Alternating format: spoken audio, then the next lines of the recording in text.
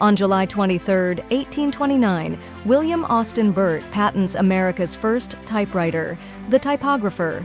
Built of wood and metal, it used a pivoting lever to press inked letters onto paper, hand-powered but precise. Early models typed 15 words a minute, yet they proved you could print without pen or press. Within decades, improved designs like Scholl's and Glidden's 1873 machine would flood offices, birthing the modern keyboard era. Follow for more invention milestones and comment which breakthrough we should spotlight next.